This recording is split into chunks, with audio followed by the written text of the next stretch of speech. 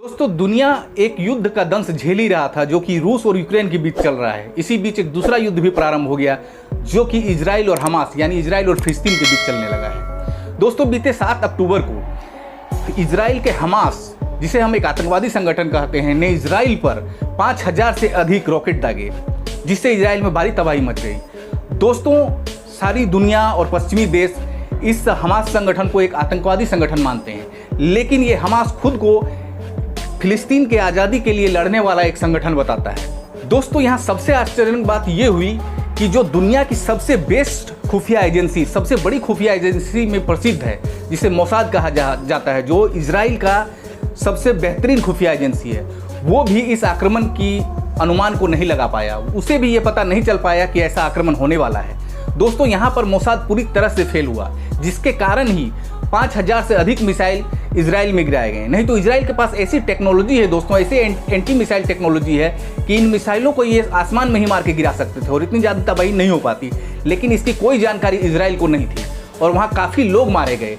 Israel ने बाद में फिर बदले की कार्रवाई की और लगभग युद्ध की घोषणा कर दी, जिससे गाजा पट्टी में भी काफ़ी लोग मारे गए और आगे भी इस युद्ध में अनेक निर्दोष लोगों को जान जाएगा। तो दोस्तों, आज की वीडियो में हम जानेंगे कि इजराइल और फिलिस्तीन का विवाद क्या है, इजराइल और हमास का विवाद क्या है। दोस्तों, इजराइल फिलिस्तीन आपस में क्यों उलझते रहते हैं, क्यों एक दूसरे के लिए उन लोगों में इतना नफरत है, इजराइल का इतिहास क्या है।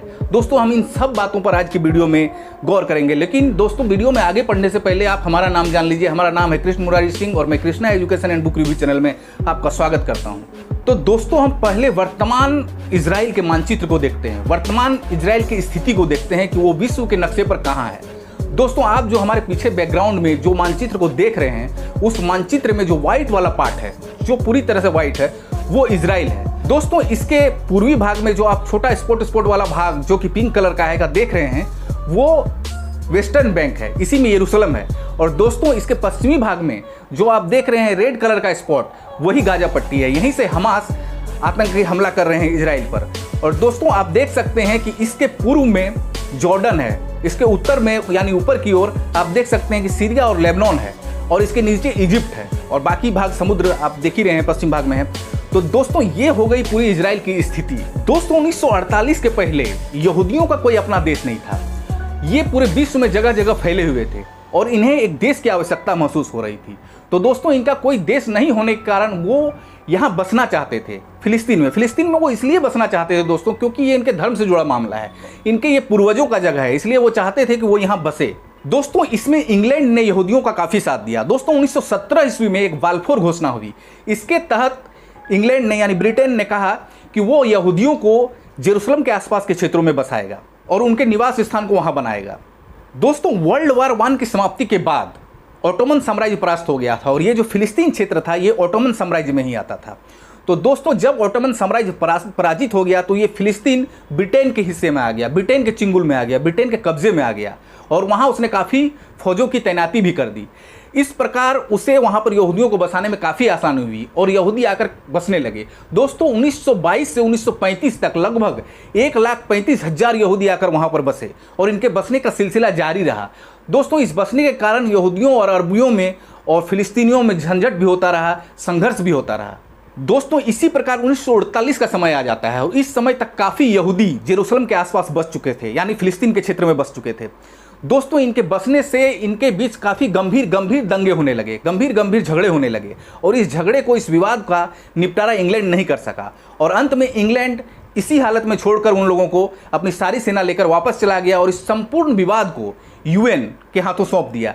यानी उस वक्त यूएन एक नया संगठन था, यूनाइटेड नेशन, उसे इस पूरे विवाद को हस्तांतरित कर दिया। दोस्तों, जब ये पूरा का पूरा मामला यूएन के पास आ गया, दोस्तों, यूएन यहाँ एक विभाजन योजना प्रस्तुत करता है। उसके इस विभाजन योजना के तहत पूरे फिलिस्तीन को 2 भागों में बांट दिया जाता है, या यूं कहें कि 3 भागों में बांट दिया जाता है।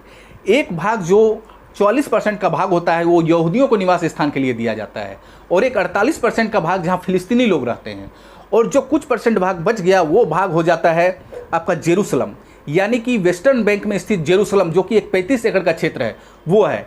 इसकी सुरक्षा की गारंटी जॉर्डन से लिया जाता है, यानी जॉर्डन यहाँ की सुरक्षा करता है। यहाँ की सुरक्षा ना तो फिलिस्तीन की पुलिस करती है और ना ही इजराइल की पुलिस करती है। और आप यहाँ पर देख रहे होंगे पश्चिमी भाग में गाजा पट्टी भी है। दोस्तों इस प्रकार से फिलिस्तीन को बांट दिया जाता है, जैसे कि भारत और पाकिस्तान के टुकड़े किए गए थे। दोस्तों इसके बाद इजराइल यहाँ लगातार फिलिस्तीन के क्षेत्र पर कब्जा करता जाता है। आप देख सकते हैं दोस्तों, हमारे बैकग्राउंड में जो मानचित्र है, उस पहले मानचित्र में जो व्हाइट वाला पार्ट है और जो ग्रीन वाला पार्ट आप देख रहे हैं वो फिलिस्तीन है।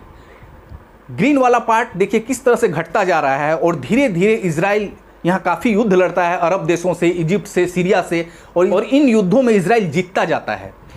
इसी में से एक युद्ध हुआ था दोस्तों जो 6 दिनों का युद्ध कहलाया था, और इस 6 दिनों के युद्ध में अनेकों देशों को इजराइल ने हरा दिया था। इस प्रकार यहाँ इजराइल काफ़ी डोमिनेंट हो जाता है और उसके पूरे 88% क्षेत्र पर कब्जा हो जाता है।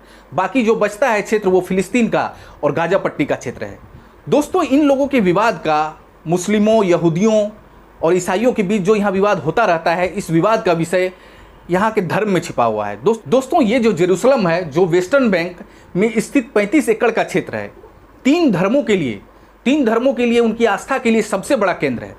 जैसे कि दोस्तों यहाँ पर मुस्लिमों के लिए कहा जाता है कि मोहम्मद पैगंबर यहीं से जन्नत के लिए प्रस्थान किए थे और इसीलिए इस जगह को वो पवित्र मानते हैं। और यहाँ पर उनका अल अक्स मस्जिद है, जो दोस्तों मक्का और मदीना के बाद सबसे पवित्र मस्जिद माना जाता है। दोस्तों इसी जगह डोम ऑफ द रॉक है और इस डोम ऑफ द रॉक को माना जाता है कि मोहम्मद पैगंबर इसी डोम ऑफ द रॉक से जन्नत की ओर प्रस्थान किए थे। दूसरा बात है दोस्तों, यहाँ ईसाइयों के लिए भी एक बहुत महत्वपूर्ण स्थल है। दोस्तों ईसाइयों में इसे इसलिए महत्वपूर्ण स्थल माना जाता है क्योंकि ईसा मसीह को सूली पर यहीं चढ़ाया गया था और यहीं पर वो पुनर्जीवित होकर अपने अनुयायियों को उपदेश दिए थे और फिर यहीं पर जन्म लेने की बात किए थे। इस प्रकार ईसाइयों के लिए भी एक महत्वपूर्ण धार्मिक स्थल हो जाता है। यहूदी के लिए टेम्पल ऑफ माउंट है यहाँ पर, जो उनका सबसे प्रमुख धार्मिक स्थल है। दोस्तों कहा जाता है कि अब्राहम ने ईश्वर के कहने पर अपने एक पुत्र की बलि देनी चाहिए थी, लेकिन उसका पुत्र बकरे में बदल जाता है और वो उसकी बलि नहीं दे पाता। और दोस्तों ये भी कहा जाता है कि एडम का जन्म भी यहीं हुआ था, इसी जेरूसलम में। तो इस प्रकार से यहूदियों का भी सबसे पुराना धार्मिक स्थल हो जाता है और ये तीनों धर्म के लोग चाहते हैं कि उनका यहाँ पर कब्जा हो ताकि उनका धर्म सुरक्षित रह सके और उनका धर्म मजबूत हो सके। तो ये तो इनके विवाद का जड़ है दोस्तों। तमाम में जो इजराइल और फिलिस्तीन और हमास के बिगड़ते रिश्ते का कारण है वो कहीं ना कहीं इजराइल की एक्टिविटी पर छिपा हुआ है। दोस्तों इजराइल ने उनके अल अक्स मस्जिद पर छापेमारी की थी और इस छापेमारी के दौरान 300 लोगों की मौत हो चुकी थी। वो फिलिस्तीन में भी कई जगह छापेमारी कर चुका है, गाजा पट्टी में भी कर चुका है, जिससे वहाँ के लोगों में, फिलिस्तीनियों में काफ़ी ज़्यादा आक्रोश था। इस आक्रोश का ही फायदा हमास ने उठाया है। और दोस्तों अभी सुनने में आया है कि हमास का सहयोग हिजबुल्लाह करने जा रहा है, जो कि लेबनान का एक प्रमुख आतंकवादी संगठन है। दोस्तों यदि ये दोनों आतंकवादी संगठन मिल जाते हैं तो इजराइल के लिए काफ़ी मुश्किलों की स्थिति खड़ा कर सकते हैं, क्योंकि इनके पास काफ़ी मात्रा में हथियार और काफ़ी मात्रा में सैनिक हैं। और इजराइल तो शक्तिशाली है ही, दुनिया के शायद 20 शक्तिशाली देशों में इजराइल का नाम जरूर आ जाएगा। तो दोस्तों इस घटना के बढ़ने से, इस युद्ध के बढ़ने से काफ़ी नुकसान हो सकता है। दोस्तों युद्ध किसी कारण से नहीं होना चाहिए और किसी के लिए नहीं होता है, और युद्ध को हर स्थिति में रुकना चाहिए। यूएन और समूचे विश्व को कोशिश करनी चाहिए कि इस युद्ध को जितनी जल्दी हो सके समाप्त किया जा सके। दोस्तों आज के वीडियो में इतना ही। वीडियो आपको अच्छा लगा हो तो लाइक करें, चैनल को सब्सक्राइब करें। जय हिंद, जय भारत।